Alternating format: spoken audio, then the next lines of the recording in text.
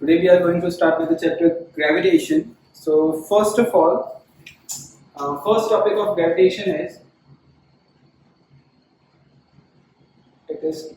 Newton's law of gravity. Okay. So what is Newton's law of gravity? If any two bodies in the universe attract each other with a force proportional to product of mass and inversely proportional to square of distance between them. Means this is suppose these are the 2 point objects of mass m1 and m2 and distance between them is r. So both will attract each other with the force proportional to, this force is proportional to product of their mass and inversely proportional to square of distance between them. So if you remove this proportionality sign, then there is some constant. That constant is capital G, which is gravitational constant. Okay, and the value of this capital G is 6.67 into 10 raised to minus 11. क्या हो जाएगा ये value? Newton into meter square upon kg square. This is the value of G. ठीक है? So F is G m1 m2 upon r square. So any two bodies in the universe attract each other with a force proportional to product of mass and inversely proportional to square of distance between them. अब एक चीज याद रखना, it is only valid for the point object. Plus it is also valid for a spherical object. मतलब जो spherical object है, suppose ये एक sphere है, एक heavy object है, ये दूसरा heavy object है. Because point object heavier object के बीच में suppose gravitational force, जिसके पास भी मास है उनके बीच में gravitational force लगेगा. ठीक है ना? लेकिन जो सेलेस्टियल बॉडी होती है जैसे स्टार्स हुए, प्लैनेट्स हुए, ठीक है ना, सैटेलाइट्स हुए, इनके बीच में जो ग्रेविटेशनल फोर्स होता है means it has some respective value, बड़ी वैल्यू होती है. सो उनमें भी आप ये कॉन्सेप्ट अप्लाई कर सकते हो. ठीक है ना? बट एक्सटेंडेड बॉडीज में आप डायरेक्टली ये फॉर्मूला नहीं लिख सकते. एक्सटेंडेड बॉडीज में आपको इंटीग्रेट करके करना पड़ेगा क्वेश्चन को. इसीलिए ध्यान रखना, हम लोग तो ग्रेविटेशन पढ़ रहे हैं, मींस प्लैनेट और स्टार्स के बारे में ही पढ़ रहे हैं यहाँ पे, तो उनके बारे में पढ़ रहे हैं. तो बेसिकली क्या होगा कि हम लोग ये वाली फॉर्मूला उसमें अप्लाई डायरेक्टली कर सकते हैं, where whole mass of the body is concentrated. तो suppose this is a body of mass m1, this is a body of mass m2, distance between the center of one planet to the center of the another planet or the two heavy object is r, so F equal to g mm by r square. ठीक है? This is basically, जैसे अगर मैं इसमें ऐसा ही बोल सकता हूँ, ये फर्स्ट बॉडी है, ये उसको F फोर्स से अट्रैक्ट कर रही है, तो सेकंड भी इसको F फोर्स से अट्रैक्ट कर रही है. So both body attract each other with the same force, same magnitude, but their direction are opposite. ठीक है? सो अब एक क्वेश्चन माइंड में आता है कि अगर अट्रैक्ट कर ले तो कोलाइड क्यों नहीं हो जाता? बिकॉज वो हम आगे पढ़ेंगे. हाँ, वो हम इसके सैटेलाइट्स में पढ़ेंगे. बिकॉज क्यों कोलाइड नहीं होता वो आगे पढ़ते हैं. बस अभी इतना ध्यान रखना है हम लोगों को कि both the bodies attract each other with the same magnitude of force. Clear? Here the value of G is independent of any medium. It is independent of any medium. So, ठीक है ना? मतलब the value of G is always remain same. जैसे आप 12th में पढ़ते हो जो topic about that epsilon in Coulomb force. So it depend on medium. ये medium के ऊपर जरा भी depend नहीं करता है. It is always attractive in nature. This gravitational force is always attractive in nature. It is always attractive in nature. Clear? So इस formula के ऊपर अब हम क्वेश्चन देखते हैं कि किस टाइप के क्वेश्चंस हमको इस पे पूछते हैं. तो ओके स्टूडेंट्स, इसको नोट डाउन कर लो तब तक, फिर हम इसके बाद इसके ऊपर क्वेश्चंस देखते हैं.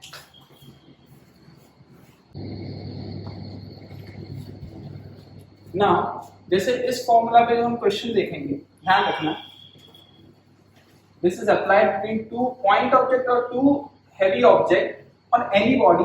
बट जैसे हेवी ऑब्जेक्ट्स हैं तो वो हेवी ऑब्जेक्ट्स में क्या होने चाहिए? वो स्फेरिकल इन शेप होने चाहिए. ठीक है ना? तो हम इस फॉर्मूला को डायरेक्टली अप्लाई करते हैं वहां पे. अब देखो ध्यान रखना, जैसे इसका फर्स्ट एग्जांपल हम देखें, किस टाइप के एग्जांपल्स होंगे आगे जाके हम इसको और भी देखेंगे. सपोज ये एक प्लैनेट है, फॉर एग्जांपल ये अर्थ है. ठीक है ना? और ये फॉर एग्जांपल मून है.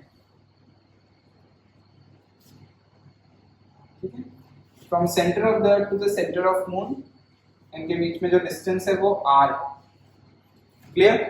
Now there is some point where because हम लोग इस प्लैनेट अर्थ पे हैं, तो हम अगर यहाँ से भी जंप करेंगे या कोई हाई एल्टीट्यूड से जंप करेंगे तो we are always attracted toward the centre of the earth. Clear? लेकिन एक ऐसा पॉइंट होगा कि यहाँ पे एक ऐसा पॉइंट P होगा जहां पे हम अर्थ के पास भी उतने ही अट्रैक्ट होंगे. सपोज हमारा मास, ये मास ऑफ अर्थ m है, mass of moon m into m है. m है मतलब m into m नहीं, m. Okay, mass of moon को मैंने mm बोल दिया और मास ऑफ अर्थ को me बोल दिया. ये m मून को डिनोट कर रहा है. That's it. तो एक ऐसा पॉइंट होगा अगर स्मॉल m मास वहां पे हो, उसको अर्थ भी उतने ही अट्रैक्ट कर रहा होगा जितना मून अट्रैक्ट कर रहा होगा. वो पॉइंट पे इस बॉडी पे नेट फोर्स क्या होगा? 0 होगा. तो अगर एग्जामिनेशन में ऐसे क्वेश्चंस आते हैं या कोई हेवी क्वेश्चन में ये क्वेश्चन आता है कि ऐसा कौन सा पॉइंट है जहाँ पे नेट फोर्स 0 हो, ध्यान रखना ये सेंटर ऑफ मास नहीं होगा. Centre of mass always lie toward the heavier body. Centre of mass इन दोनों का टुवर्ड अर्थ होगा, यहाँ कहीं होगा. लेकिन ये एक ऐसा पॉइंट है जहाँ पे ध्यान रखना यहाँ पे नेट फोर्स 0 होगा.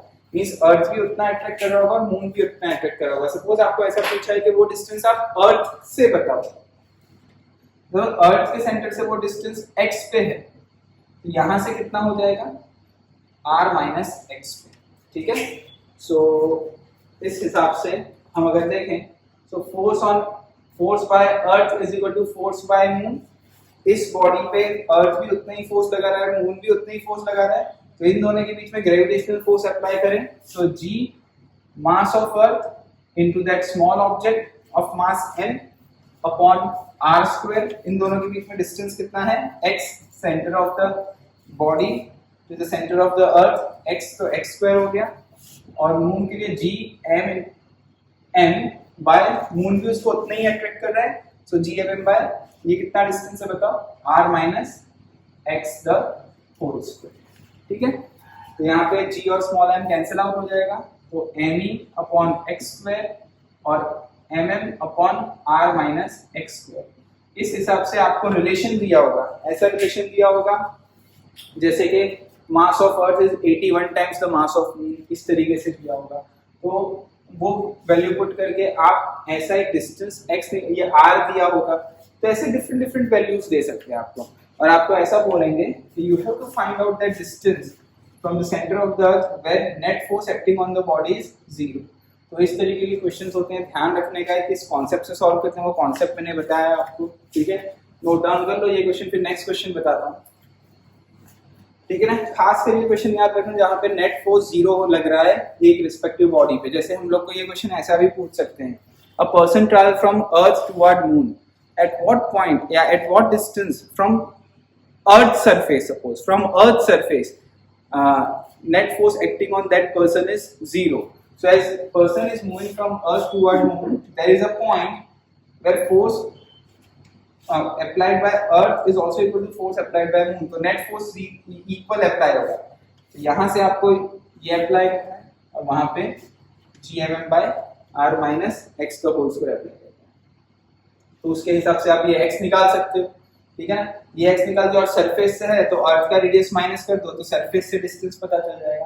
तो ऐसे क्वेश्चंस ध्यान रखने हैं किस टाइप से अप्लाई करना है. ध्यान रखना ये ऐसे टाइप के क्वेश्चन 9th में भी थे. ठीक है ना? सो ये एक एप्लीकेशन हुआ. दूसरे क्वेश्चन देखते हैं जो न्यूटन लॉ ऑफ ग्रेविटेशन में आते हैं. देखो सेकंड टाइप ऑफ क्वेश्चन.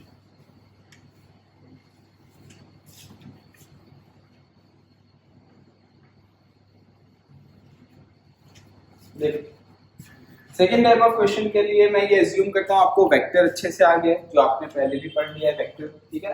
क्योंकि उसी टाइप से हमको वो क्वेश्चन करने होंगे. देखो second example on Newton law of gravitation कैसा पूछ सकते हैं हमको. एग्जांपल लिखता हूँ मैं. यहाँ पे suppose you have to find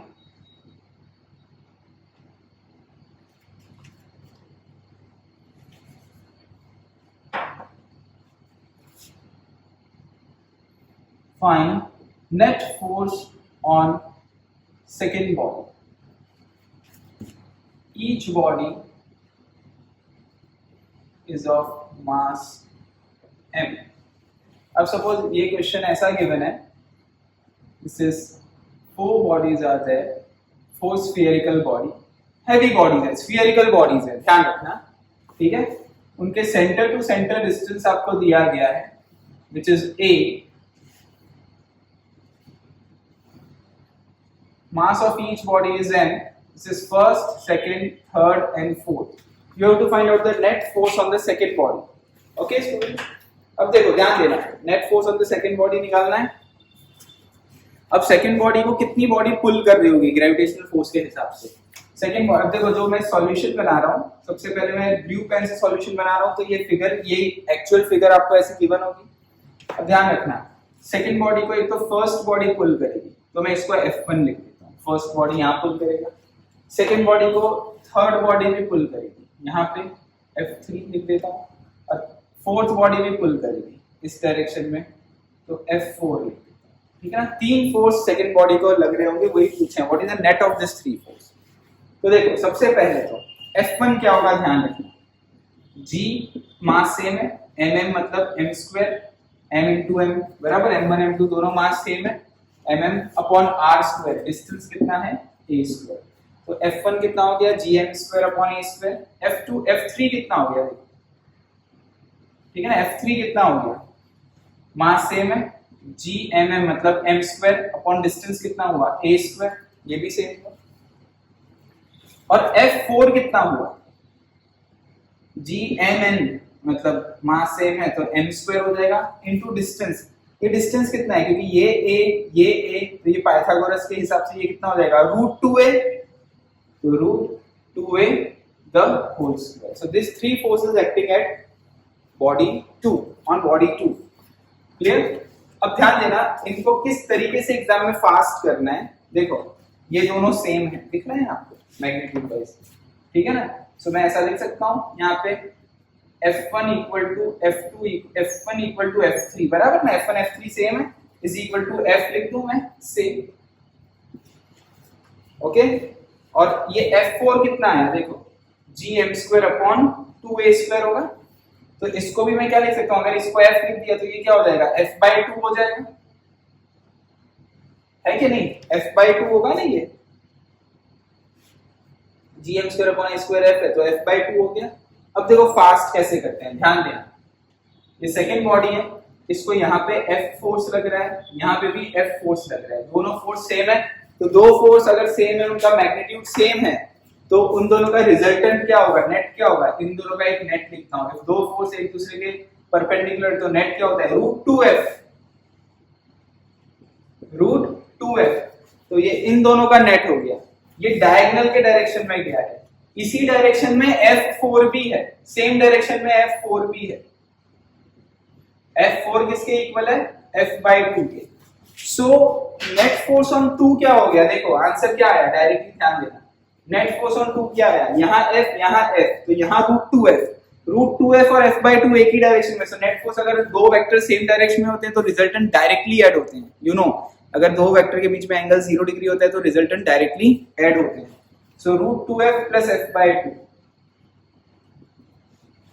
so this comes out to be 2√2f plus f the whole upon 2, ठीक है, लिख सकते हैं हम ऐसा, और या तो आप इसको ऐसा भी लिख सकते हो, डिपेंड एग्जामिनेशन में किस फॉर्म में दिया है, ये आपका आंसर आ गया, ठीक है ना, ये आपका रिस्पेक्टिव गिवन आंसर आ गया।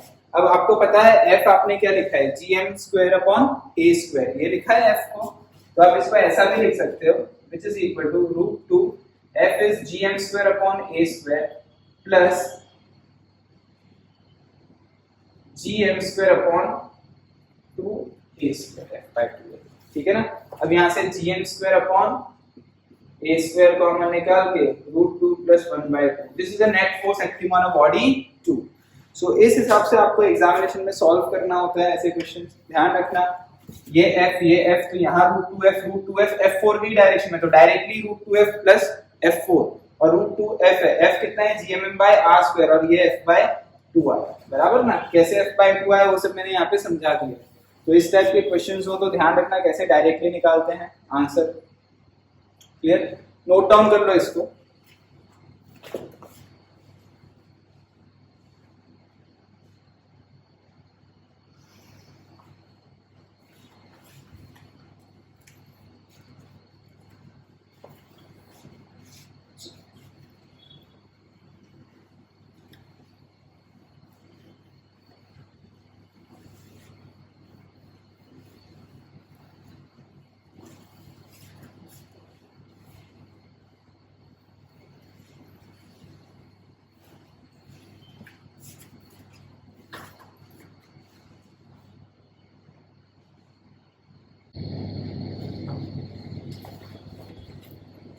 Now next topic is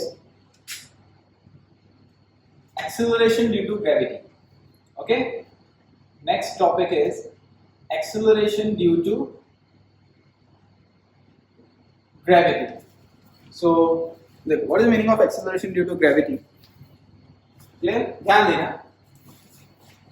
And suppose if this is a heavy object, इसमें भी a planet or a star, कुछ भी हो सकता है, ठीक है student. Now this is the radius of that planet or radius of the star, and m is the mass of planet or mass of this heavy object. And at this point there is a small point mass, m mass. ध्यान रखना है, acceleration due to gravity मतलब हम उस planet या star की gravity check कर रहे हैं, acceleration due to gravity check कर रहे हैं, और ऐसे ऑब्जेक्ट के साथ चेक कर रहे हैं कि वो ऑब्जेक्ट पॉइंट ऑब्जेक्ट है, मतलब इसकी वजह से इसको कोई इफेक्ट ना हो. जैसे कि फॉर एग्जांपल आप कहीं से जंप करोगे, आप सपोज माउंट एवरेस्ट से जंप करो, तो अर्थ आपकी तरफ नहीं आएगा, आप ही अर्थ की तरफ जाओगे, बिकॉज अर्थ की और आपकी सेंटर ऑफ ग्रेविटी जो सेंटर ऑफ मास है, मतलब सेंटर ऑफ ग्रेविटी भी बोल सकते हैं, सेंटर ऑफ मास, वो on the centre of earth ही होगा. आपका इतना बड़ा मास नहीं है कि अर्थ आपकी तरफ आएगा. जैसे मैंने सेंटर ऑफ मास में भी बताया था, मून और अर्थ अगर कोलाइड होंगे तो सेंटर ऑफ मास पे कोलाइड होंगे. लेकिन आप अगर जंप करते हो कोई हाइट से, क्योंकि सेंटर ऑफ मास आपका और जो अर्थ प्लैनेट है उसका अर्थ के सेंटर में ही होगा, इसलिए अर्थ आपकी तरफ नहीं आएगा, आप अर्थ के सेंटर की तरफ जाओगे. ठीक है. सो ये सपोज एक रिस्पेक्टिव हाइट पे है, और यहां से centre to centre distance, centre of earth to centre of या planet to centre of this particle distance r है, और ये हाइट h है. ठीक है. So by applying Newton law this force can be written as gmm by r square. Okay, so what is an acceleration on mass small m? So acceleration on mass small m is a is equal to this force upon small m mass, है कि नहीं? So this a can be written as gm by r square. Clear? So acceleration on this is independent of mass of this. वो small mass के ऊपर independent है. इसका जो acceleration है वो small mass के ऊपर depend नहीं कर रहा, वो capital mass पे depend कर रहा है. ये prove हो गया. ठीक है. अब ध्यान देना, ये जो acceleration है gm upon r square, ये acceleration due to gravity. समझ में आई बात आपको?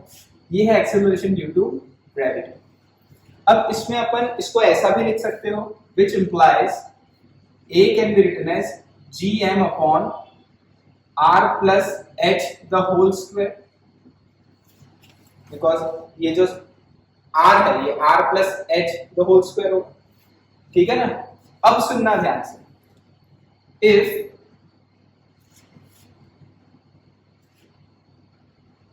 h is 0, that means this body is on the surface of the planet or a star, so a can be written as gm upon r square.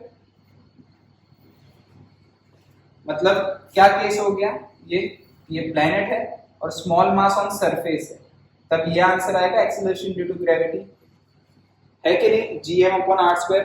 तो हर एक planet की, हर एक star की acceleration due to gravity उसके surface पे check करते हैं. एक स्टैंडर्ड बनाया गया है, जैसे अर्थ की एक्सेलरेशन ड्यू टू ग्रेविटी अर्थ के सरफेस पे 9.8 है, तो ऐसा बनाया गया है. वही मैं बताता हूँ. अब समझना इस फॉर्मूला को. देखो, अब अगर यहां से केस में समझाता हूँ. इफ ये कोई भी रिस्पेक्टिव स्टार है या प्लैनेट है, ठीक है ना, तो एक्सेलरेशन ड्यू टू ग्रेविटी को, या तो मैं सबसे पहले अर्थ लिख देता हूं तो आपको ज्यादा बेटर रहेगा, समझ में आएगा. ठीक है, तो इजी रहेगा आपको. मैं सबसे पहले सपोज अर्थ लिख देता हूं, तो अर्थ में क्या हो जाएगा, ये एक्सेलरेशन ड्यू टू ग्रेविटी क्या हो जाएगा, g mass of earth or radius of earth square. You know what is mass of earth? Mass of earth is 6 into 10 raised to approximately 10 raised to 24 kg, and radius of earth is 6400 into 10 raised to 3 meter. If you substitute the value, that answer comes out to be 9.8 meter per second square, which is equal to g. So उसी acceleration due to gravity को g कहा गया है. समझ में आई बात आपको? ठीक है. फिर उसके बाद सुनना ध्यान से, अगर ये कोई दूसरा प्लैनेट है तो उसको हम g ना लिख के g डैश लिख देंगे या gp लिख देंगे, ग्रेविटेशन ऑफ दैट प्लैनेट. या स्टार है तो GS लिख देंगे। और उसकी अगर ग्रेविटी चेक करनी है तो क्या होगा, उसकी अगर ग्रेविटी चेक करनी है तो G mass of that planet upon radius of that planet the whole square. ठीक है ना, समझ में आई बात आपको? सो ये बहुत इंपॉर्टेंट है। इसके ऊपर क्वेश्चंस कैसे आते हैं तो देखो मैं क्वेश्चन समझाता हूं आपको।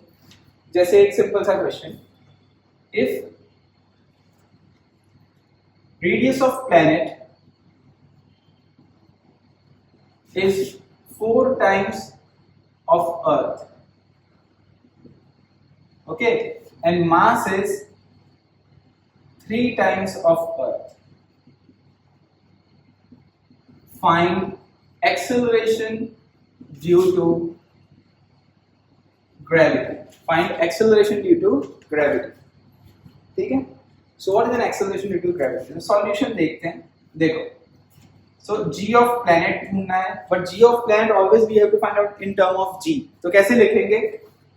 g mass of planet, radius of planet the whole square. g, what is mass of planet?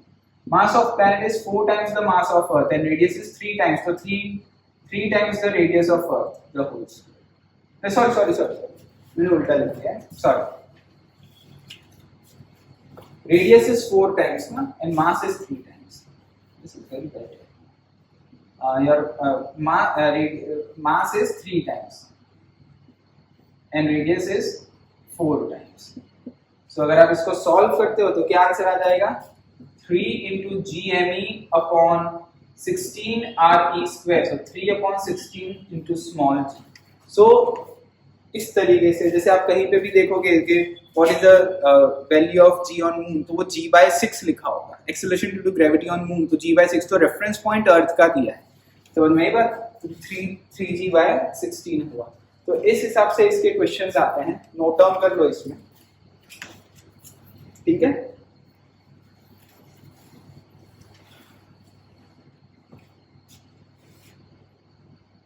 दूसरा देखो, दूसरे जो क्वेश्चंस आते हैं इसमें क्वेश्चन डेंसिटी के फॉर्म में होते हैं। कभी कभी कैसा होता है कि एक्सेलरेशन ड्यू टू ग्रेविटी है, तो आपको ये पता है, इसमें देखो ध्यान देना इस फॉर्मूला में। इस फॉर्मूला में अगर आप ध्यान देखो तो मास ऑफ अर्थ, ये ओवरऑल चीजें गिवन है, मास ऑफ अर्थ और रेडियस ऑफ अर्थ। लेकिन अगर आप इसमें ऐसा भी लिख सकते हो, density of earth is mass of earth upon volume of earth. What is mass of अर्थ?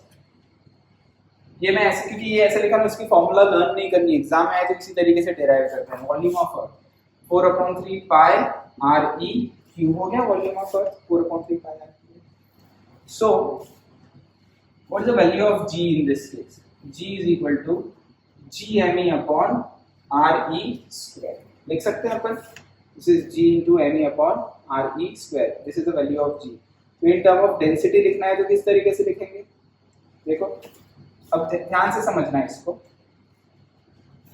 जैसे कि density is mass upon volume, तो मैं मास को क्या लिख सकता हूँ? अर्थ का अगर मास को मैं यहाँ से देखूं तो डेंसिटी इनटू रो ई into 4/3 pi RE cube upon RE square. ठीक है, तो ये आंसर क्या आ जाएगा आपका?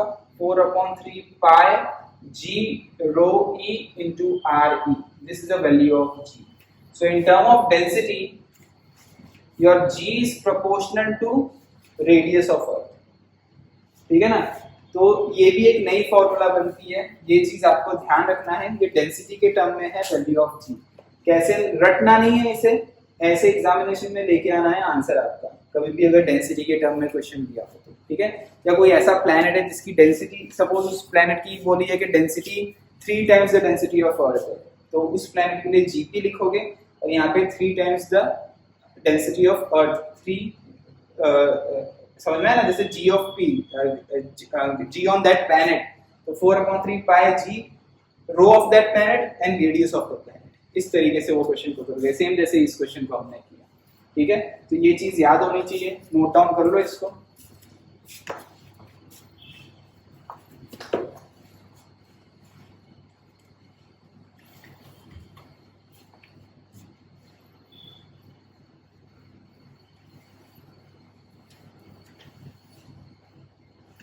ठीक है ना। तो अभी हमने वेरिएशन जी देखा, वेरिएशन ऑफ जी देखते हैं।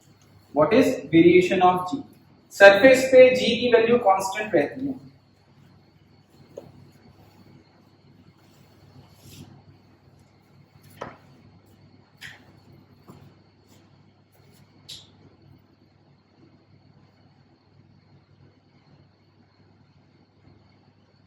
variation of g, as g varies on surface of the earth. Then suppose if this is earth, this is radius of earth, m is mass of earth, and object is on a surface of earth. ठीक है? So what is the value of g in this case? gme upon re square, it is approximately equal to 9.8 meter per second square. But as we move away from our earth surface to some height, or if we move inside the or we go in depth, okay, so value of g will change. अब वो कैसे change होती है उसको check करते हैं। देखो students, अब डेरिवेशन तो नहीं करा रहा हूं मैं, डायरेक्टली फॉर्मूला ही बताता हूं तो आपको याद रहेगा। फर्स्ट, विथ हाइट कैसे चेंज होता है, ध्यान देना। क्लियर? विथ हाइट मतलब अगर कोई हाइट पे है ऑब्जेक्ट, ऐसा दिया हुआ है केस,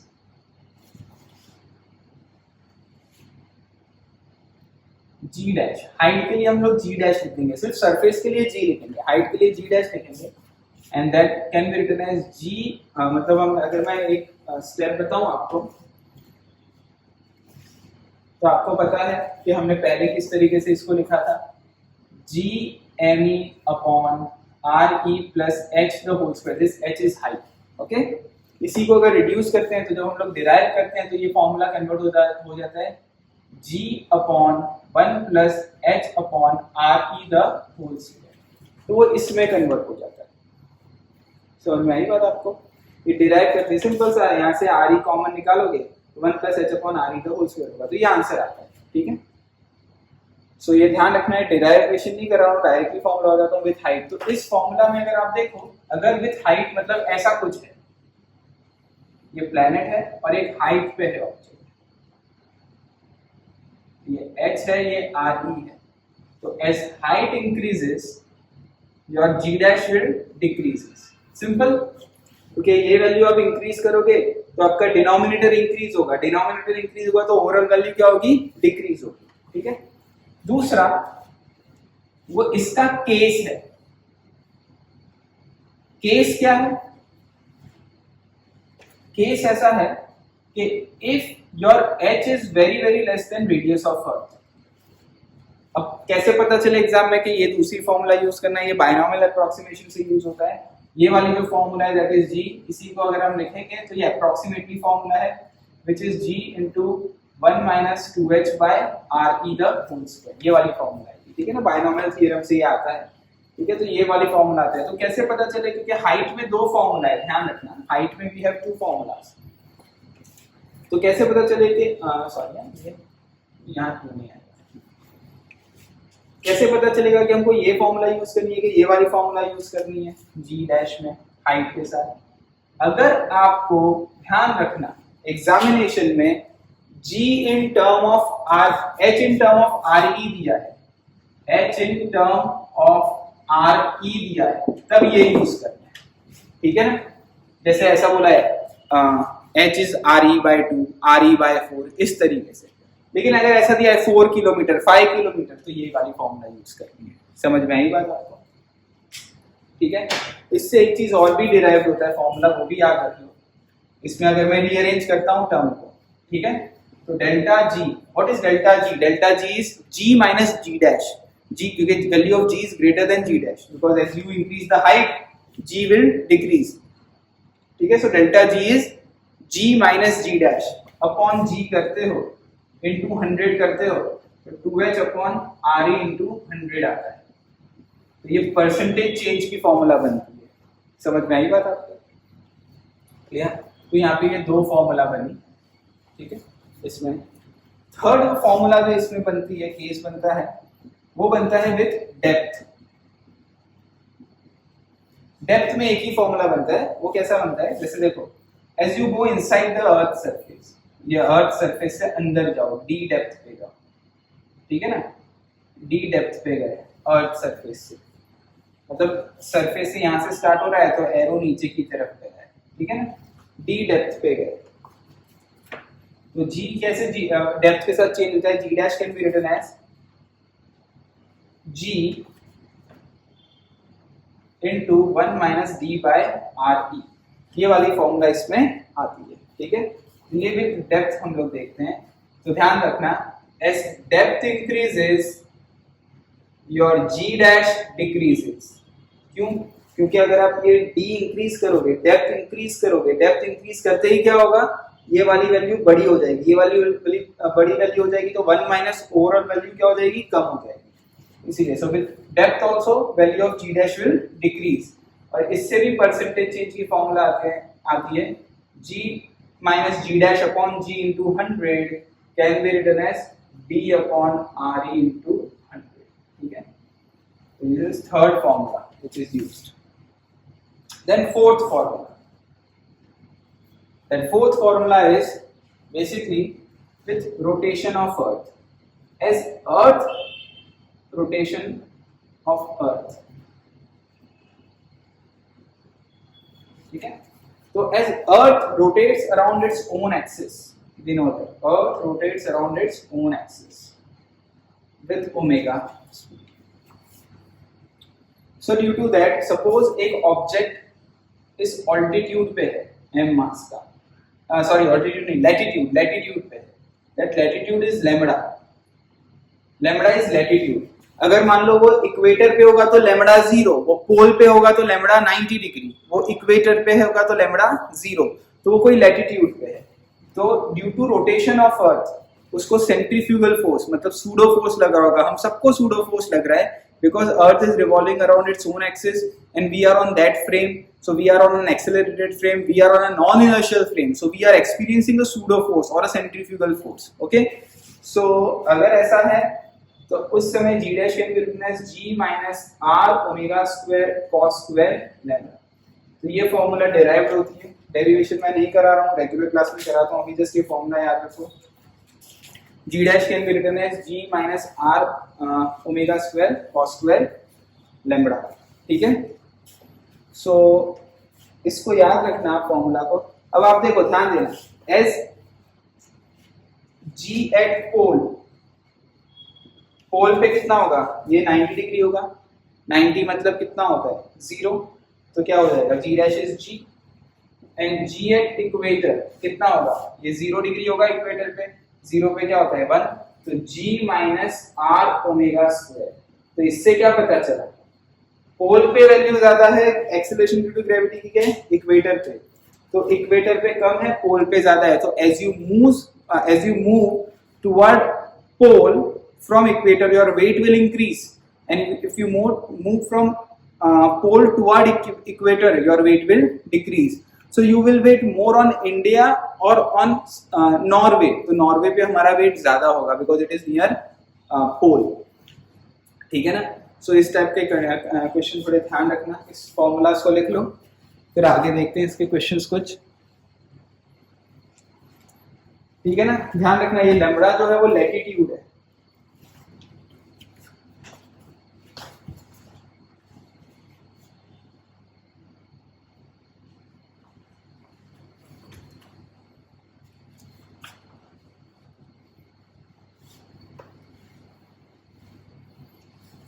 ये सारी फॉर्मूलाज लिख लेनी है आपको।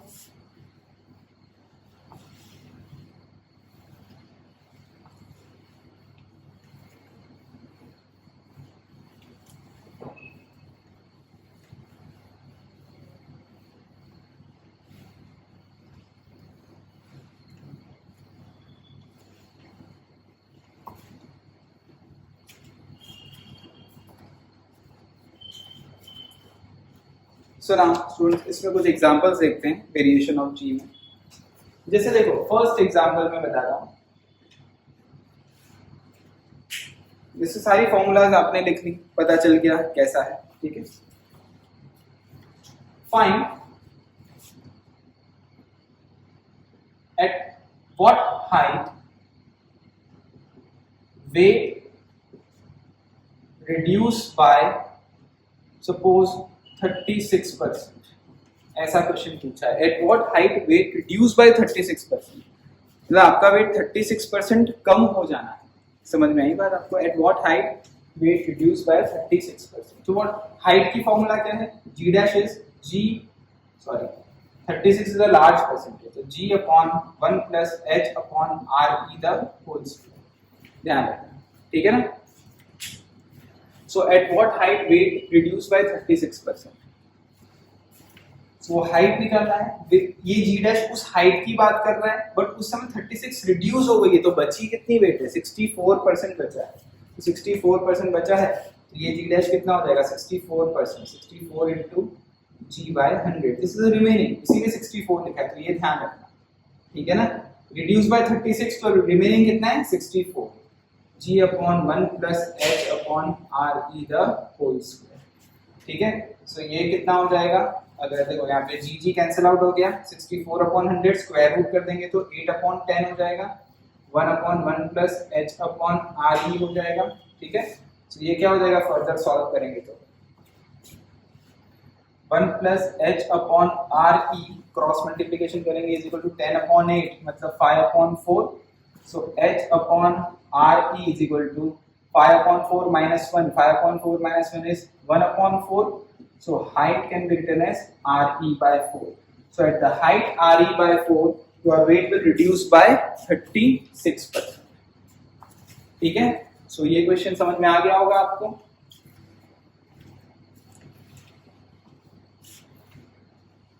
क्लियर? नोट डाउन कर लो।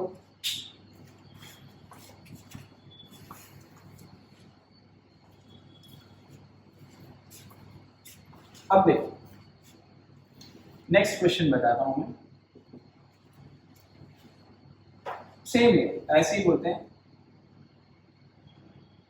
यही लिखता हूं, find at what height weight reduce by 2%। अब 2% is very less value, small value, which is less, जो भी लेस देन 10 होता है ना, that is a small value. तब आप क्या करोगे? वो परसेंटेज चेंज की फॉर्म में, इसमें क्या था? ओके, रिड्यूसेस बाय 2%, तो ये परसेंटेज चेंज की फॉर्म है, ये directly 2%, 2h upon re into 100, ठीक है? सो ये कितना हो जाएगा? 2 कैंसिल आउट हो गया, तो h क्या हो गया? re by 100 हो गया अप्रोक्सीमेटली। ये कितना होता है? 6400 किलोमीटर अपॉन 100, मतलब 64 kilometre. So eight the height of 64 kilometre your weight will reduce by only 2%, because g reduce by 2%। तो ये भी एग्जांपल है, नोट डाउन कर लो इसे।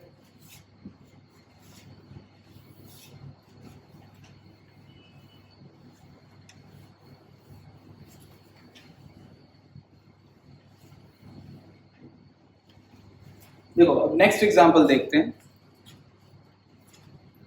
ये भी एक इंपॉर्टेंट एग्जांपल है वेरिएशन ऑफ जी में। थर्ड एग्जांपल, इसमें कैसा है, जैसे हमने देखा था, ध्यान देना, मैं डायरेक्टली समझाता हूँ, ऐसे एक्सप्लेनेशन है।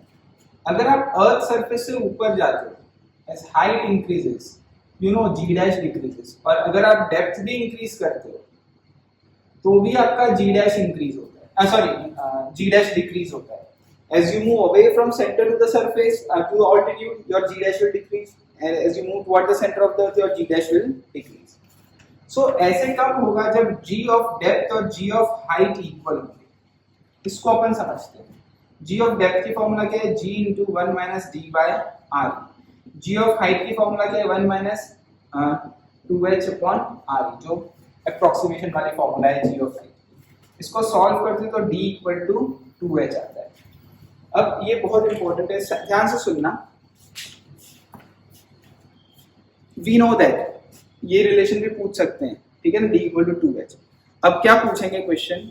As we know that as we move toward the altitude g dash will decrease, as we move toward the surface center of the g dash will decrease। हमको ऐसा क्वेश्चन पूछेंगे, as suppose we are at the height of 4 kilometre, ठीक है ना, So your acceleration due to gravity, your weight will decrease. Simple, we know that as we move toward the 4 kilometer, your weight will decrease. So how much we have to go inside the earth so that decrease in the weight is same? Suppose समझ में आई बात आपको? जैसे आप यहाँ से कितने height पे गए कि आपका वेट डिक्रीज हुआ, ठीक है ना, तो उतना ही वेट डिक्रीज करने पर कितने डेप्थ में जाना होगा. सो अगर आप 4 किलोमीटर ऊपर गए हैं तो आपका वेट कितना है, तो डेप्थ में कितना जाना होगा, तो 4 यहाँ रख दिया तो डेप्थ में कितना जाना होगा 8 किलोमीटर. तो अगर आप ऊपर 4 किलोमीटर गए हैं, आपका वेट कम हो गया, पर कितना हुआ वो आपने नोट कर लिया, उतना ही अगर ऊपर 4 किलोमीटर में अंदर 8 किलोमीटर जाना होगा. अगर आप अंदर 8 किलोमीटर जाओगे तो उतना ही वेट होगा जितना 4 किलोमीटर ऊपर था, पर अर्थ के अंदर कितना जाना होगा 8 किलोमीटर. अगर आप ऑल्टीट्यूड पे सपोज, सुनना ध्यान से, माउंट एवरेस्ट के हाइट पे जाके खड़े हो गए. माउंट एवरेस्ट अप्रोक्सीमेटली 8 किलोमीटर ऊपर है अर्थ के सरफेस से. सो अर्थ के अंदर मुझे कितना जाना होगा कि माउंट एवरेस्ट के ऊपर आप गए, वहां पे आपने वेइंग मशीन रखी और अपना वेट मेजर किया, तो अर्थ के सरफेस के अंदर कितना जाना होगा, अंदर डेप्थ में कितना जाना होगा. माउंट एवरेस्ट 8 किलोमीटर है, 8 into 2 16, तो अंदर अगर 16 किलोमीटर डेप्थ में जाओगे ना, तब आपका उतना वेट होगा जितना माउंट एवरेस्ट में के ऊपर था. समझ में आया क्वेश्चन? तो ये क्वेश्चन नोट करके रख लो.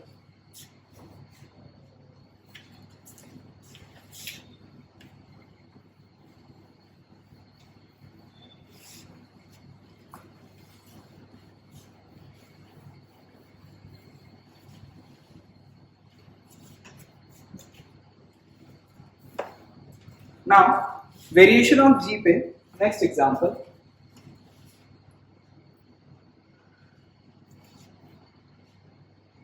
What must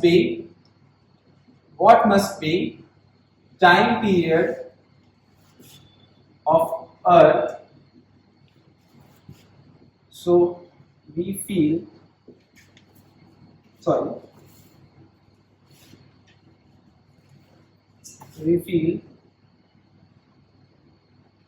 weightlessness on equator.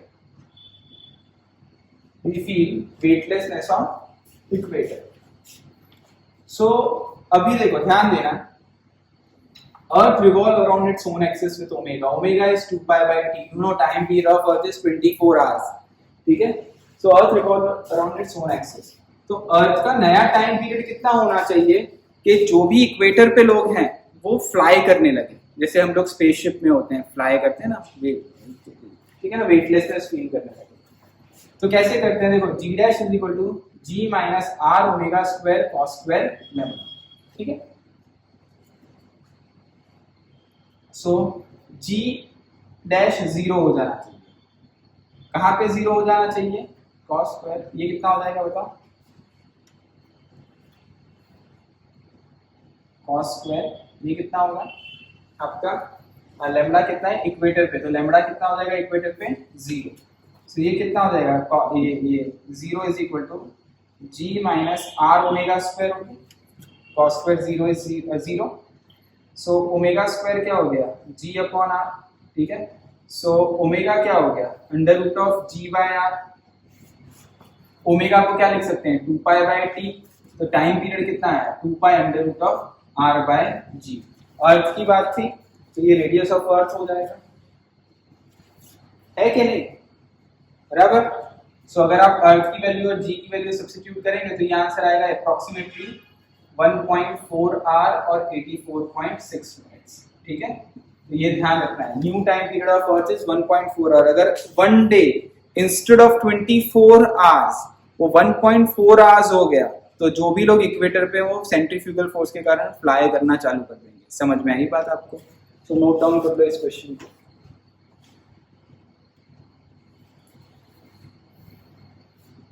अब सुनना, एक और क्वेश्चन इसमें मैं ऐड कर देता हूं.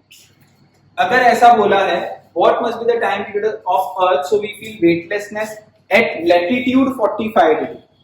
एट लैटिट्यूड, ध्यान रखना. तो एग्जाम में क्या करना है, ये वाली वैल्यू तो याद रखनी है, बड़ा फेमस रिलेशन है. एट लैटिट्यूड 45 डिग्री, तो सब सिचुएशन सेम है. यहाँ 45 डिग्री डाल, देखो मैं कैसे सॉल्व कर रहा हूँ. 45 डाला तो एग्जामिनेशन में ये पता होना चाहिए 45 डाला मतलब इसका आंसर क्या आएगा 1/2, ठीक है। सो हाफ हो गया, ये 1/2 आया, क्लियर। 1/2 आया तो यहाँ पे क्या आ जाएगा, यहाँ पे भी ये इसके साथ जाएगा, ये r के साथ जाएगा तो यहाँ पे 2 हो जाएगा, ठीक है। यहाँ पे 2 हो गया तो यहाँ पे भी नीचे r के साथ है, ये 2 होगा, ठीक है। तो यहाँ पे ये वो 2 को मैं अलग से लिख देता हूँ, ठीक है। 1/√2 उसको अलग ही लिखने का, ये वाली वैल्यू हमेशा 1.4 होती है, तो 1.4/√2 मतलब वो जो टाइम पीरियड होगा, ध्यान रखना वो नया टाइम पीरियड क्या हो जाएगा, √2 की वैल्यू भी 1.4 आ रही होती है, तो 1 आ रहा है, समझ में आया। तो इस तरीके से आपको आंसर निकालने को पूछ सकते हैं। तो जो लोग लैटिट्यूड 45 डिग्री पे हैं, ठीक है ना, वो कब फ्लाई होंगे, जब अर्थ का time period instead of 24 hour 1 hour हो गया, ठीक है। सो ये अपन ने कंप्लीट कर दिया acceleration due to gravity. Note down कर लो इस क्वेश्चन को भी।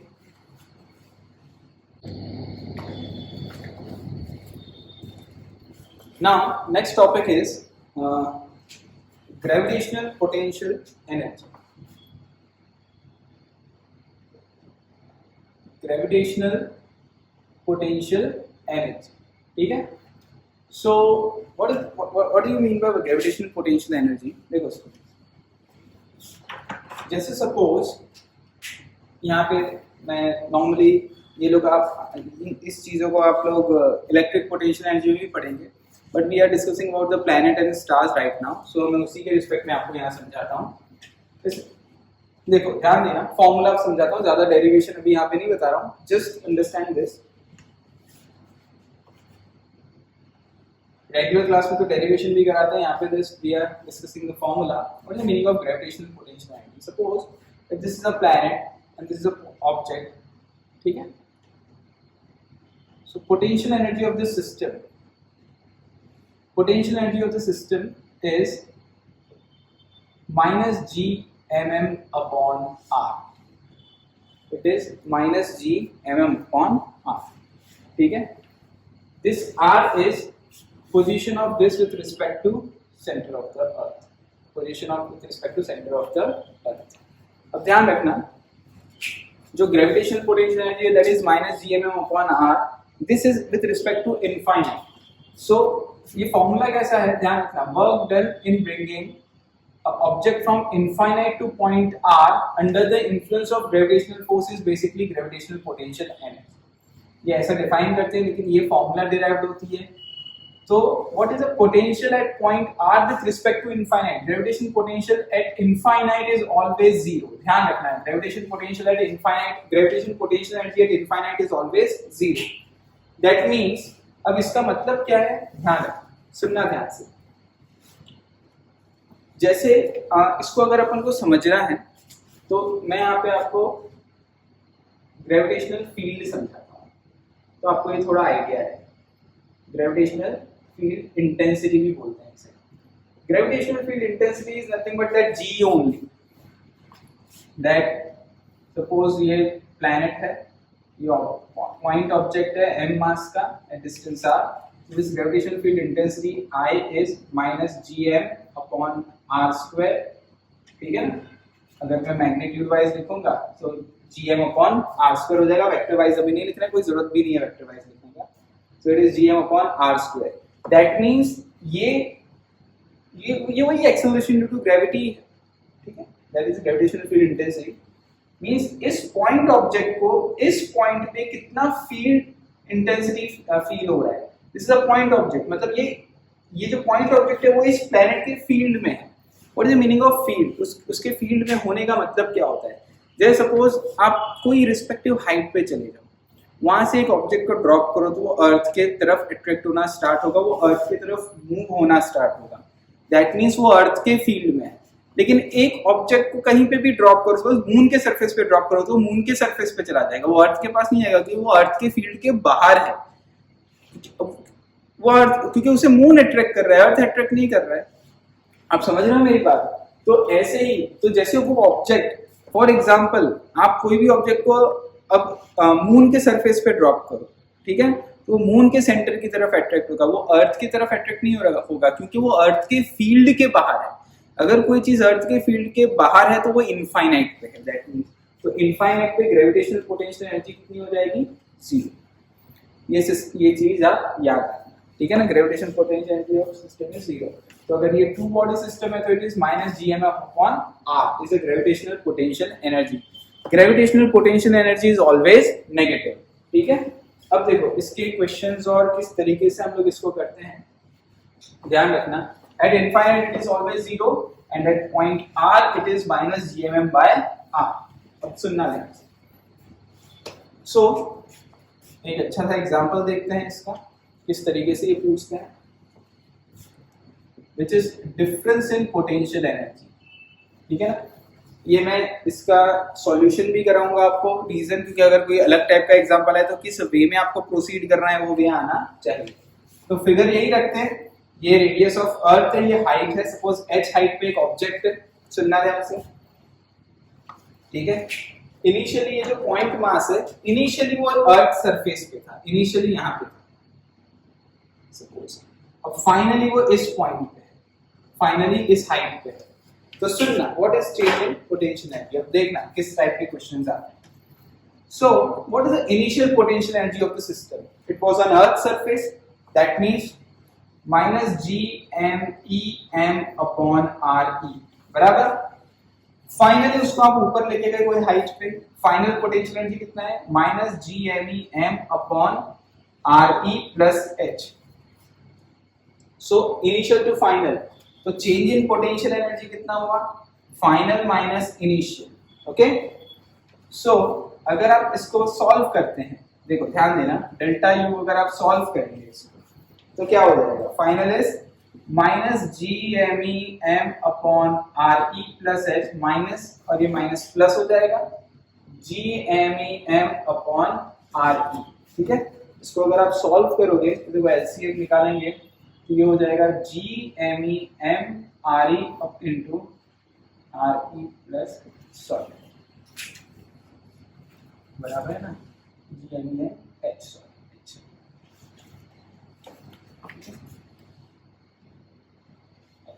ठीक है। ये आर ई और एक आर ई कैंसिल आउट हो जाएगा तो ये बचेगा। अब ध्यान देना, g M E upon R E square क्या होता है, g M E upon R E square small g होता है।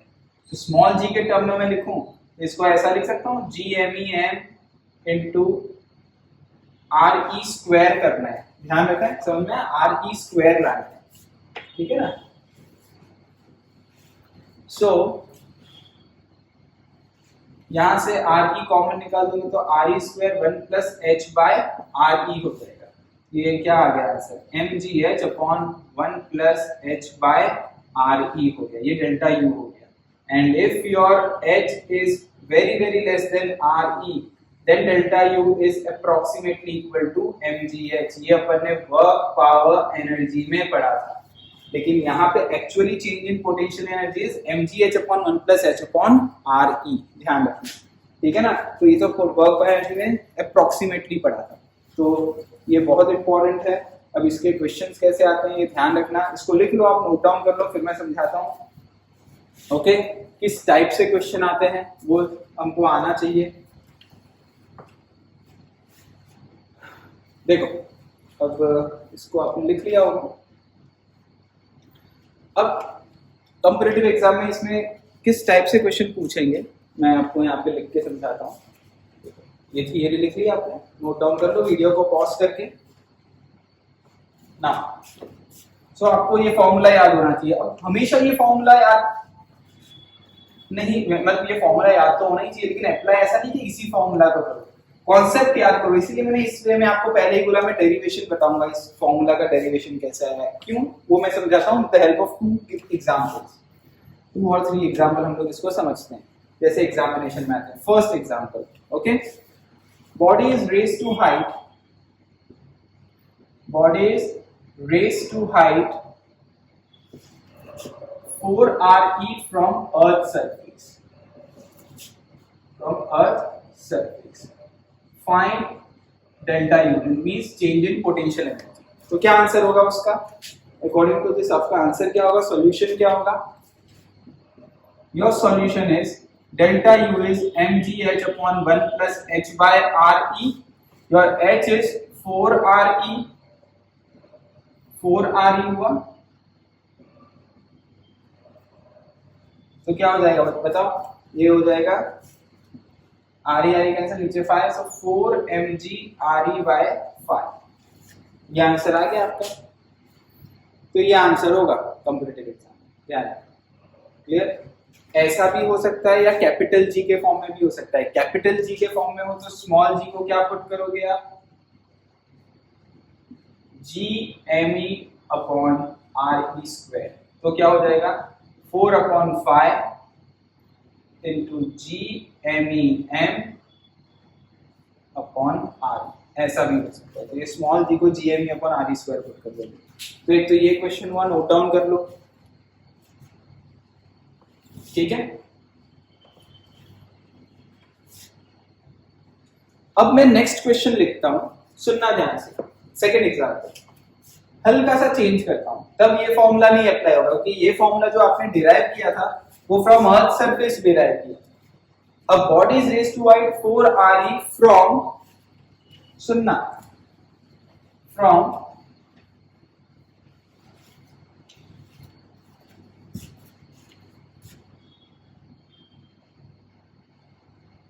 height of 2RE from earth surface.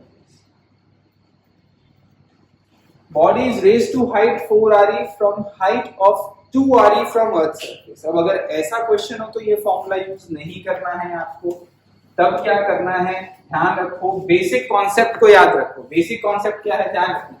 Initial अब क्या था, ये इसको ऐसे डिराइव करना है। इनिशियली क्या था, 2RE फ्रॉम अर्थ सरफेस, ध्यान रखना 2RE फ्रॉम अर्थ सरफेस, ठीक है ना।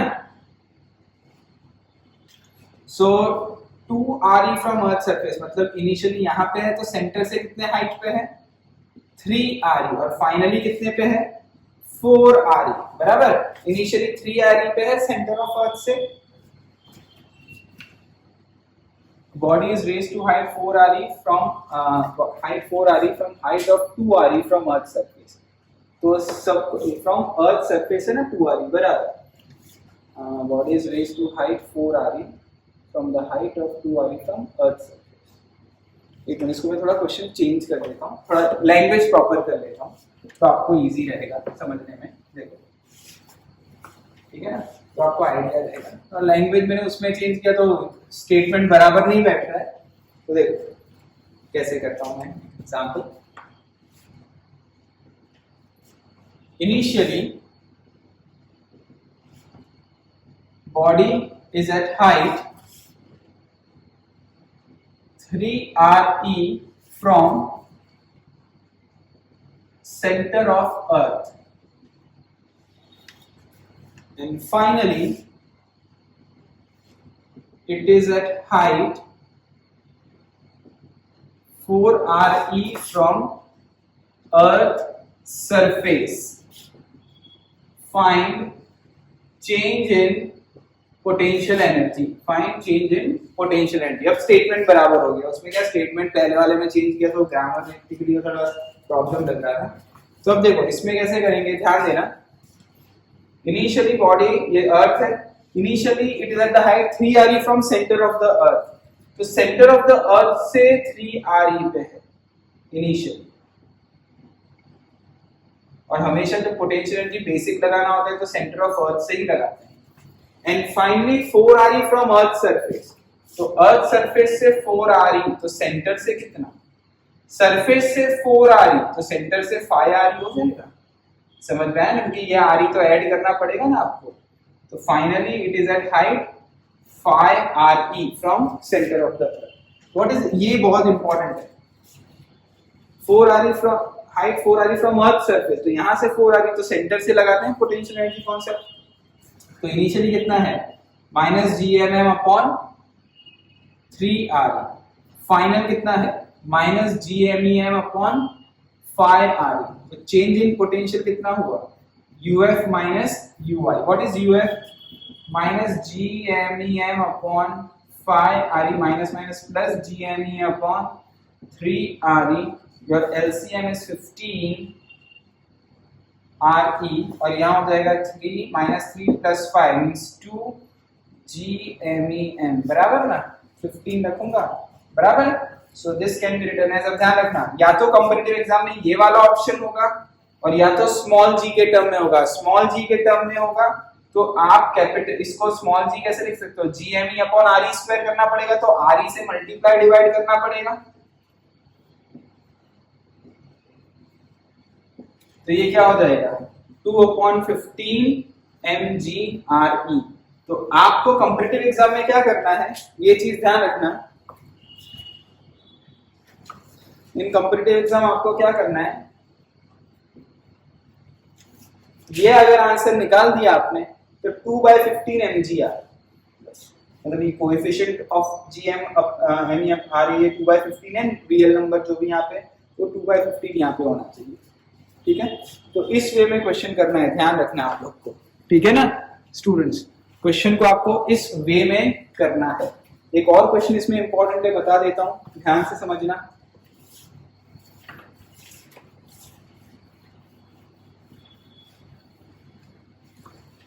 ठीक है ना, देखो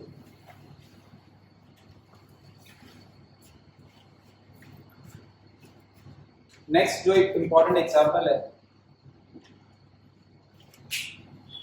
इसमें पोटेंशियल एनर्जी कॉन्सेप्ट में, ball is dropped from height, ball is dropped from height 4 RE, find its velocity when it reach ground।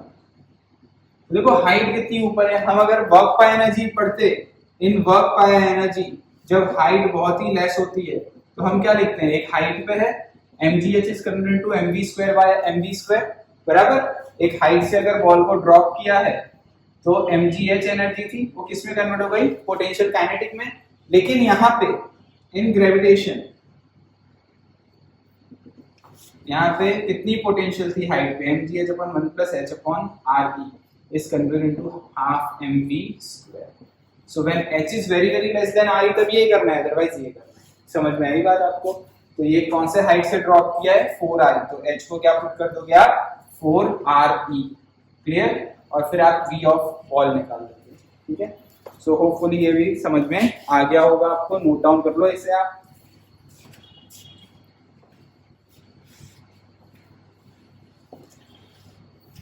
Now next topic,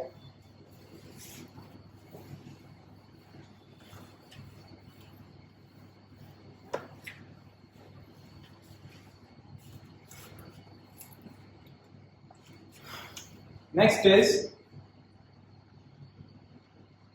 binding energy and escape velocity। now what is binding energy and escape velocity, ध्यान देना, इसका भी आपको answer निकालना आना चाहिए। अगर ये जो मैं करा रहा हूँ उसमें तो डायरेक्टली आंसर आ जाएगा, लेकिन उसके अलावा कोई क्वेश्चन हो तो आंसर निकालना आना चाहिए, इसलिए प्रोसीजर पता होना चाहिए, डायरेक्टली फॉर्मूला क्रैम करके मत रखना इसमें, इसीलिए ध्यान रखना, ठीक है ना। सो जैसे मैंने आपको पोटेंशियल एनर्जी में डायरेक्टली फॉर्मूला बता दिया, फॉर्मूला कैसे आया उसका कोई मतलब नहीं है अभी, लेकिन उसके जो क्वेश्चंस की अभी अपन ने उसका डेरिवेशन आना चाहिए आपको, मतलब वो क्वेश्चन का अप्रोच आना चाहिए, वैसे ही इसका अप्रोच आना चाहिए। और ये बाइंडिंग एनर्जी क्या होता है, देखो ध्यान देना, मतलब जैसे ये अर्थ है और एक स्मॉल मास अर्थ सरफेस पे है, ठीक है ना, ये m जो भी, ठीक है ना। इनके बीच में पोटेंशियल एनर्जी कितनी है, what is potential energy, which is minus GMEM upon RE is potential energy. Potential energy is always negative. So if मैं ये पोटेंशियल एनर्जी को जीरो कर दूं, ध्यान रखना, अगर मैं पोटेंशियल एनर्जी को जीरो कर दूं मतलब पोजीशन क्या हो जाएगी बॉडी की, इनफाइनाइट, मतलब ये बॉडी इनफाइनाइट पे चला जाएगा।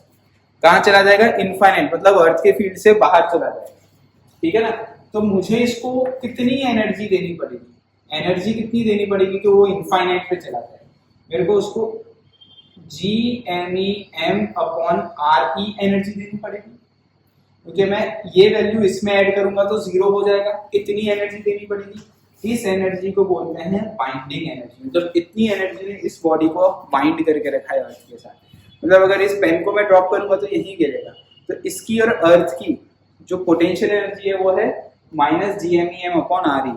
अब मैं इसको अगर +GMEM/RE दूंगा ना तो ये अर्थ के बाहर चला जाएगा। कैसे दूंगा इसको? मान लो थ्रो कर दूं इतनी एनर्जी से, वेलोसिटी से, तो वो अर्थ के बाहर चला जाएगा। समझ में आई बात आपको? तो वो मैं प्रोवाइड कैसे करूंगा? This is provided in form of suppose kinetic energy. तो इसी को अपन क्या लिख देंगे? Half an VE²। और ये V को हम क्या बोलते हैं? Escape velocity. कौन सी वेलोसिटी? Escape velocity. इसको एस्केप कराने के लिए, ठीक है। सो अगर आप इन दोनों इक्वेशन को इक्वेट करते हो तो देखो क्या आंसर आता है इक्वेट करने से। VE can be written as √2GME/RE। अगर इसको मैं स्मॉल g के टर्म में लिखूंगा तो √2GRE हो जाएगा, बराबर 2GRE। और अगर मैं वैल्यू पुट करता हूं तो it comes out to be 11.2 kilometre per second. तो अब आपको समझ में आ गया होगा एस्केप वेलोसिटी कैसे निकालते हैं, ठीक है। तो ये प्रोसीजर पता होना चाहिए, ध्यान रखना, क्योंकि इसके ऊपर जैसे एक एग्जांपल मैं बताऊं आपको। देखो एग्जांपल मैं यहाँ ब्लू पेन से लिखता हूं। Find escape velocity of body which is at height 3RE from earth surface, या तो 4RE लिख देता हूं मैं, 4RE from earth surface। 3 लिखो तो 4 बराबर हो जाएगा, 3 लिखता हूं, ठीक है। एक जस्ट कोई भी कुछ भी वैल्यू लिख सकते हैं, मैं 3 लिखता हूं, ठीक है। It doesn't make any difference, exam में कुछ भी लगा सकते हैं। मतलब वो बॉडी इनिशियली कौन से हाइट पे है? 3RE from earth surface. तो सेंटर से कितने हाइट पे है? R कितना है? 4RE। समझ में आया? तो ये ब्लू पेन से सॉल्यूशन लिख रहा हूं, ध्यान रखना, ठीक है ना।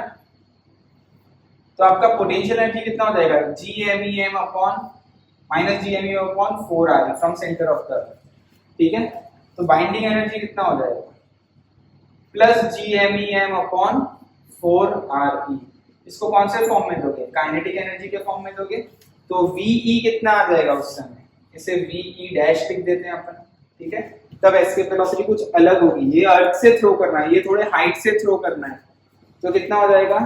√, इसको अब ध्यान रखना, ये वाली वैल्यू आपको याद होनी चाहिए, ये रटी हुई होनी चाहिए, ये पूरी वैल्यू आपको क्रैम्ड होनी चाहिए, ठीक है। सो ये VE क्या आएगा? तो यहाँ पे 2GME/RE तो रखना ही है, तो 2GME/RE ध्यान रखना, ये mm तो कैंसिल आउट हो जाएगा। और escape velocity is independent of the small mass, ये भी ध्यान रखना, it is independent of the small mass. तो इसको अपन ऐसा लिख सकते हैं √2GME/RE। और ये जो 4 है वो स्क्वायर रूट के बाहर आएगा, तो यहाँ क्या हो जाएगा? बाहर आके 1/2 बन जाएगा। इसकी वैल्यू आपको पता है, वो है 11.2। तो यहाँ मैं लिख सकता हूँ 11.2/2, मतलब कितना होता है 11.2/2? 5.6 किलोमीटर पर, 5.6 kilometre per second. So if you want to throw a ball which is at the height of 4RE from center of the earth or 3RE from earth surface, you have to throw it with the velocity of 5.6 kilometre per second, ठीक है। तो अच्छे questions होते हैं, ये note down कर लो ये theory को भी।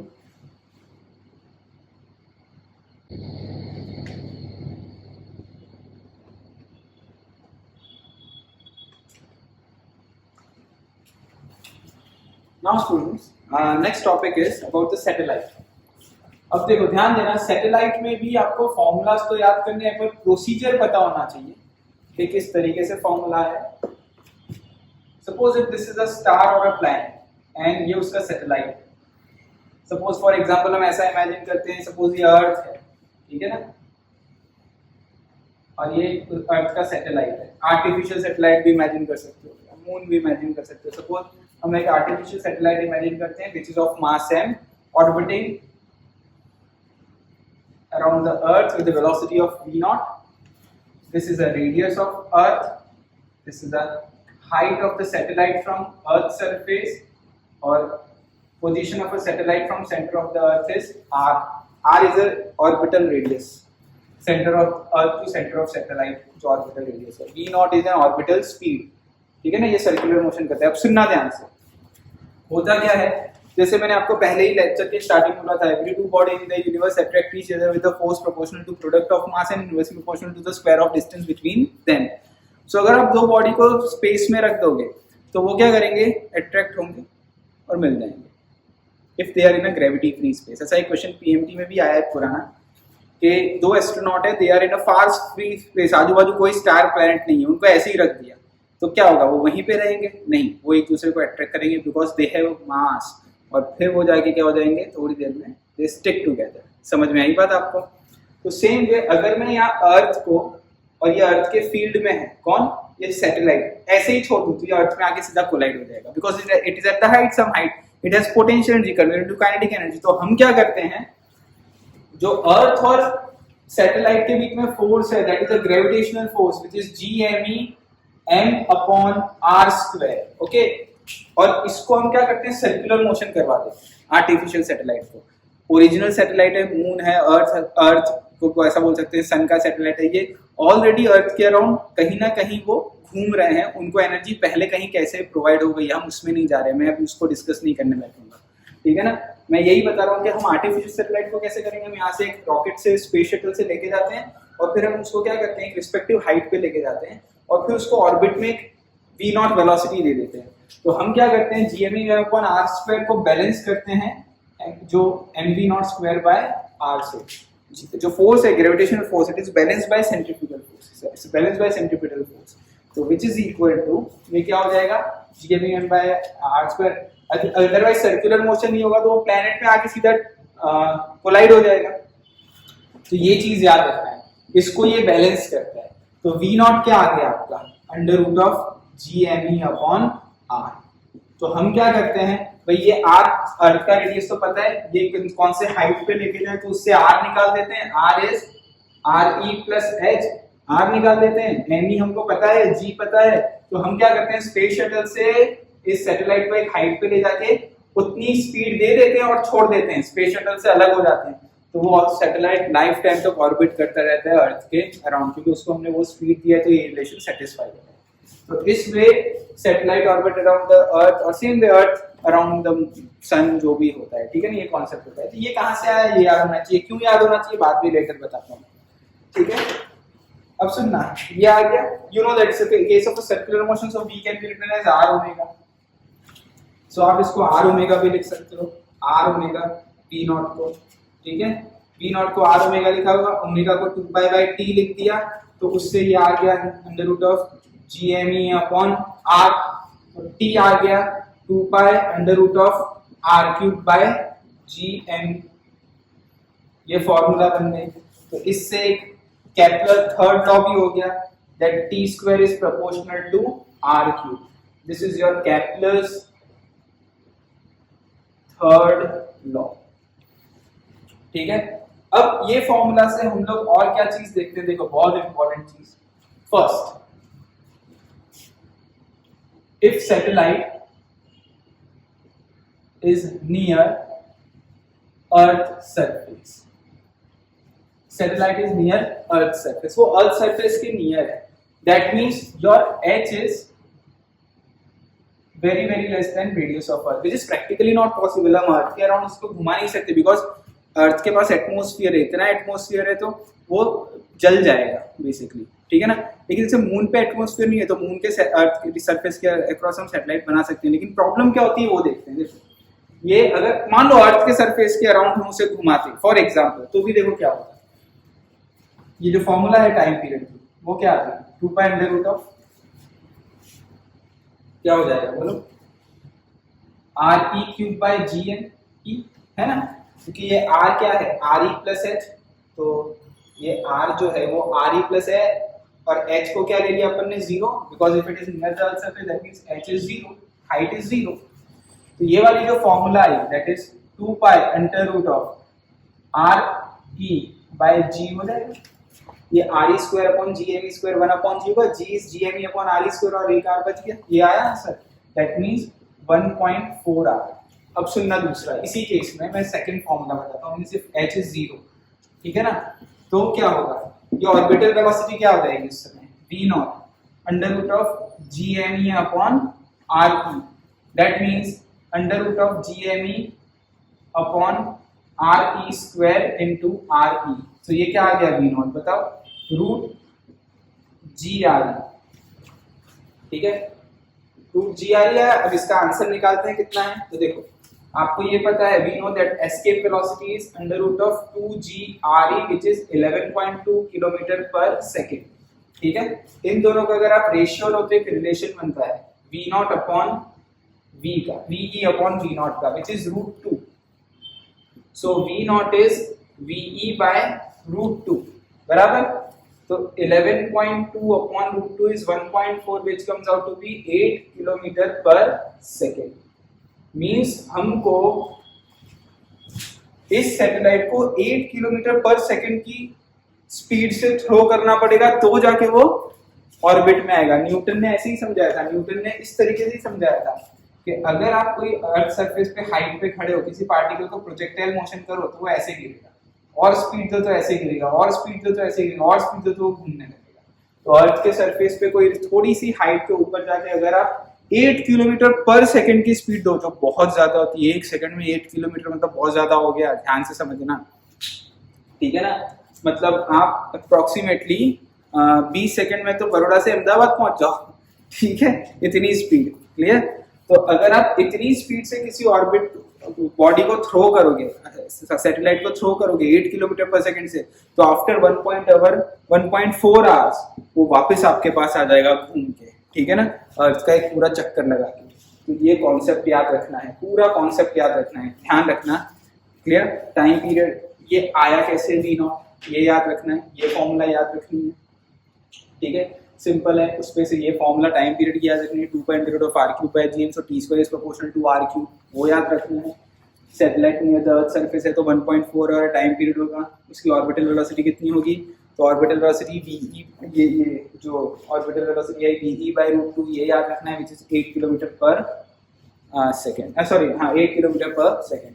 इसे नोट डाउन कर लो, फिर एक और क्वेश्चन इसका बताता हूँ मैं आपको, तो ध्यान रखना।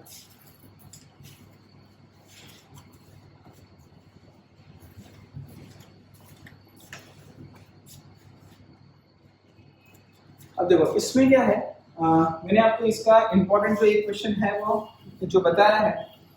कॉम्पिटिटिव एग्जाम में क्या करते हैं, कभी कभी ऐसे क्वेश्चंस पूछेंगे आपको कि न्यूटन लॉ ऑफ ग्रेविटेशन को ही चेंज कर देंगे। किसको चेंज करेंगे, न्यूटन लॉ ऑफ ग्रेविटेशन। तब इसीलिए ये कॉन्सेप्ट आना चाहिए। उसमें क्या बोलेंगे, कोई एग्जाम्पल में ध्यान समझना कि if gravitational force is proportional to 1/r³, find orbital velocity।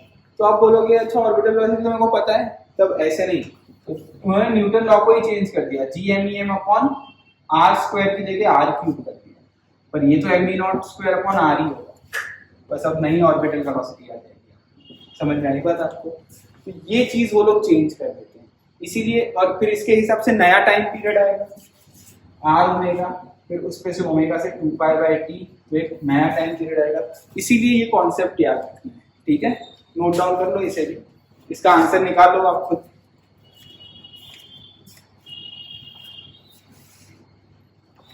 ठीक है, now next topic is energy of satellite, इससे रिलेटेड ही है एनर्जी ऑफ सैटेलाइट।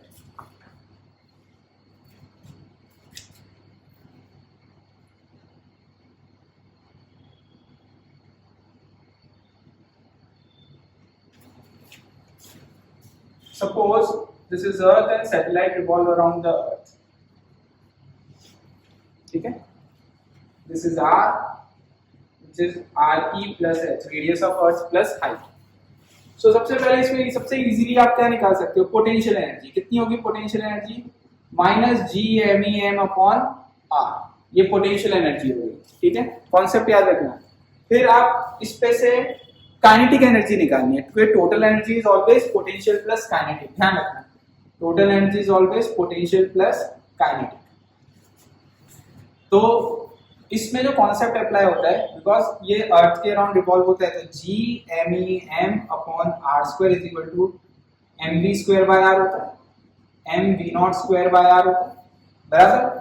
ये मैं इसलिए बता रहा हूँ वापस क्योंकि इसके क्वेश्चन कॉन्सेप्चुअली कैसे सॉल्व करते हैं वो भी पता होना चाहिए। तो G M E M upon R square ये तो आपको पता है, अभी अपन ने पहले किया। यहाँ से देखो आर आर कैंसिल आउट हो जाए और हाफ से मल्टीप्लाई कर दूं दोनों इक्वेशन को, ये 2r हो जाएगा और ये हो जाएगा half M V naught square which is kinetic energy.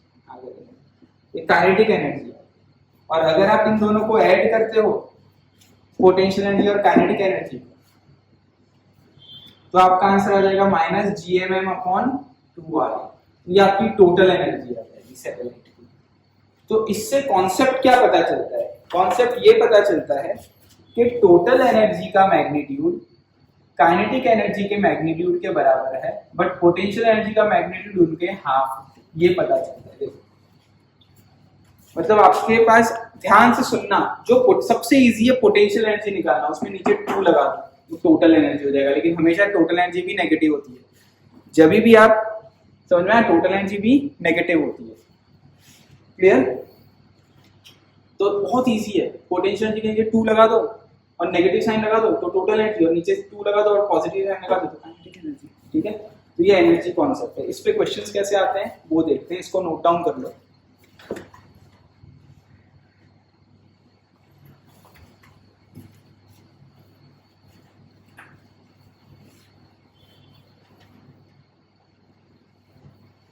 तो मैंने कॉन्सेप्ट यहाँ लिख के ही रखा है आपके सामने, ठीक है ना। तो एग्जांपल देखते हैं। देखो this the concept of energy. Now example, if satellite is orbiting at height 4re from Earth's surface, okay, if satellite is orbiting at the height of 4re from Earth's surface, okay, and finally we have to make it in orbit of radius 7re. We have to make it to the radius of 7re. ठीक है? Find total energy change. So देखो ध्यान रखना, सबसे easy कौन सा होता है? Potential energy. यहाँ सिचुएशन में क्या दिया है? पहले कौन सा हाइट है, यही मैं फिगर में बनाता हूँ। पहली हाइट कौन सी है? 4re सरफेस से, तो सेंटर से कितना हो गया? 5re। फिर बोला है ऑर्बिटल रेडियस ऑफ 7re, तो अर्थ के सेंटर से 7re, मतलब ये नया ऑर्बिट में लेके जाना है इसको, तो वो कितना हो गया? 7re। समझ में आ गया आपको सिचुएशन? मतलब ये अपन प्रैक्टिकली सैटेलाइट में फ्यूल टैंक को अगर आप उसे यूज करो, उसका हाइट चेंज करो, हाइट चेंज करके वापस से नया ऑर्बिटल वेलोसिटी दे दो, तो उसमें कितना फ्यूल यूज होगा? That is changing the total energy जो फ्यूल यूज्ड होता है। ठीक है, सिंपल। तो what is potential energy? Initially क्या है पोटेंशियल एनर्जी? देखो फास्ट कैसे करते हैं। Potential energy is -gm/5re। Initially नीचे 2 लगा दो तो 10 हो जाएगा, बराबर ना। पोटेंशियल के नीचे 2 लगा दो तो इनिशियल टोटल एनर्जी कितना हो गया बताओ? -gmem/10re, बराबर। फाइनल टोटल एनर्जी कितना हो गया? -gmem/ पोटेंशियल कितना होता है? -gmem/7re, ठीक है ना। लेकिन नीचे 2 लगा दिया तो 14 हो जाएगा, 14re। What is change in total energy? That is your answer. कितना है change in total energy? -gmem/14re plus gmem/10re, ठीक है। सो ये कितना हो जाएगा आपका answer? 4/140, 4/140, 10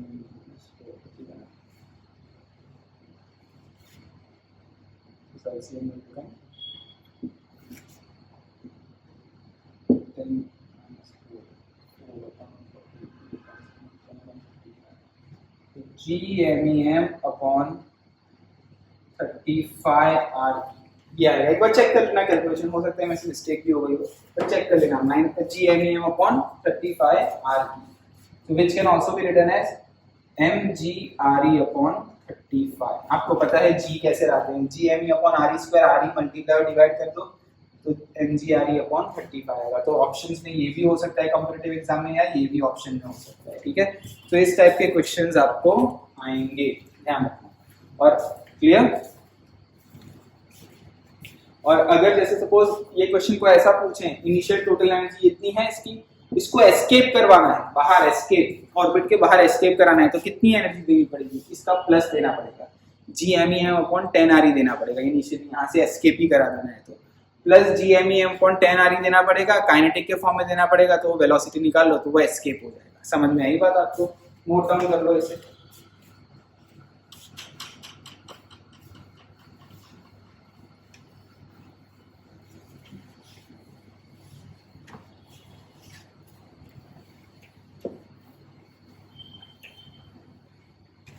Now last topic of gravitation is Kepler's law.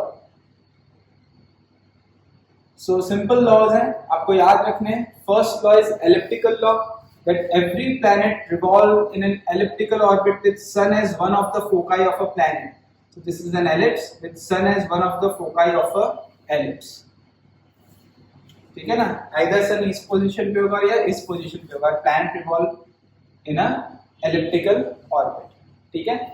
So ये चीज ध्यान रखना, this is an ellipse that the planet revolves in an elliptical orbit with sun as one of the foci of an ellipse. So planet revolve in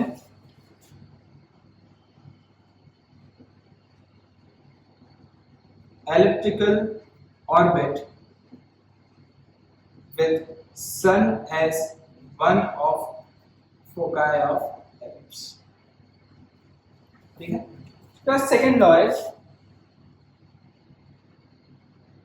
simple से मैं directly aerial velocity law, that rate of change of area is always constant, means dA by dt is always constant.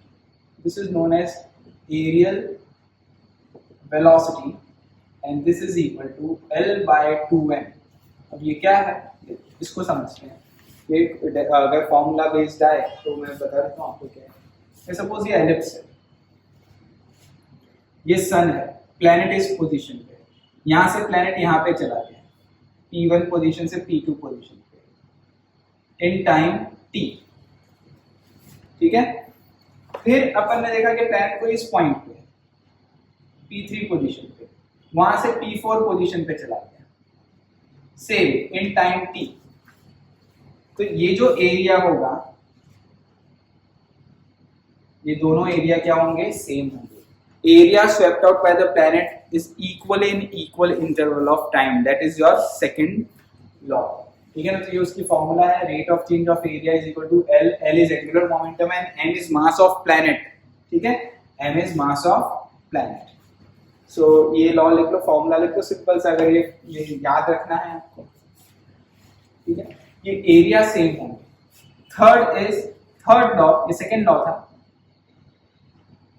The third law अभी हमने derive करके भी देखा, t square is proportional to r cube and for ellipse है, ऐसे के PMT में नहीं आएगा लेकिन फिर भी अगर ellipse के लिए है तो t square is proportional to a cube where a is your semi major axis, this is your a, this is your b which is semi minor axis। तो ये चीज याद रखना है। तो सिंपल फॉर्मूलाज हैं इसके, सिंपल लॉ है, आपको याद रखने हैं, नोट डाउन कर लो इसे, ठीक है। We have completed this chapter।